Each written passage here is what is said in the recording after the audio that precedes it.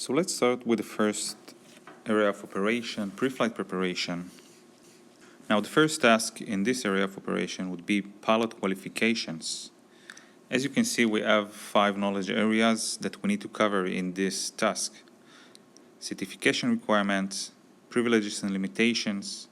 We're going to talk about medical certificate, documents required to exercise your private pilot privileges, and we're going to talk about basic med. Let's jump to the far and talk about certification requirements, recent flight experience, and record-keeping regulations. Now I open the FAR AIM app, but you can actually use your book or the internet to look for the same information. Now when we talk about certification regulations, we need to understand that we need to find it under Part 61. And specifically when we're talking about private pilot, we need to go to subpart E. So let's scroll down. Okay, so now we are in subpart E, which talks about private pilots. And when we talk about certification requirements, we need to understand that we are talking essentially about eligibility requirements. Means what are the requirements in order to be a private pilot? So for eligibility requirements, we need to go to 61.103. As you can see, we have 10 requirements in order to be a private pilot, and I will go through them shortly. So first, you need to be 17 years old. If you want to fly a glider or a balloon, you need to be at least 16. You need to be able to read, speak, write, and understand the English language.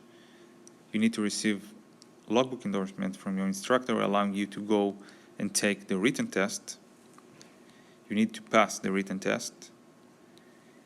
You need to get another endorsement from your instructor saying that you have completed all the flight training. You will also have to meet the minimum aeronautical experience as appears in 61.109. You need to pass the practical test. You need to comply with all the regulation under Part 61, and I don't know why they put it in the end, but they're also saying that you should hold a student pilot certificate. So that's for certification requirements. Now, when it comes to recent flight experience, we have 2 regulations we need to refer to, 61.56 and 61.57. Let's start with 61.56. So 61.56 flight review. Specifically in paragraph C, you're not allowed to act as pilot in command unless you have done in the preceding 24 calendar month a flight review or a check ride. As we can see in paragraph A, a flight review should be a training that is given by a certified flight instructor, and it should contain at least 1 hour of flight training and at least 1 hour of ground training. The 61.57 recent flight experience talks about pilot in command privileges in the context of taking passengers with you. So for example, if you want to take passengers during the day, you should have at least 3 takeoffs and landings within the preceding 90 days. If it's in a tailwheel airplane, the landings should be to a complete stop.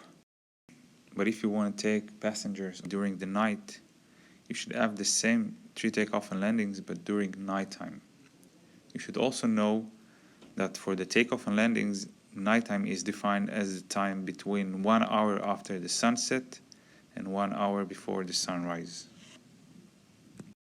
So the last part of this knowledge area is record keeping. Records keeping refers to what information we as pilots need to keep records on. Regulation 61.51 tells us a few things about it.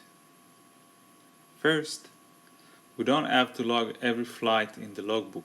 Logbook entries are not mandatory, but if you want the flight you've done to count in order to meet requirements for a certification, you will have to keep a record of it. Paragraph B also tells us what information should be entered and is equivalent to the information in the fillings areas in the logbook. The regulation defines solo time as the time where you are performing the duties of pilot in command and the sole occupants in the aircraft. Pilot in command time is defined as the time when the pilot is the sole manipulator of the controls of the aircraft for which the pilot is rated. Therefore, solo flights are the only time when you can log piloting command hours while on training. Training time, or dual time, is the time of training received by a certified flight instructor.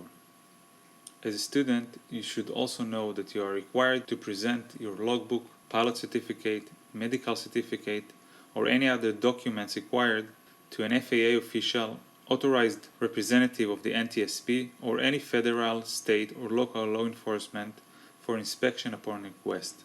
So you should always carry with you an updated logbook and valid documentation. And that's all for now, guys. Let's continue to the next knowledge area, privileges and limitations.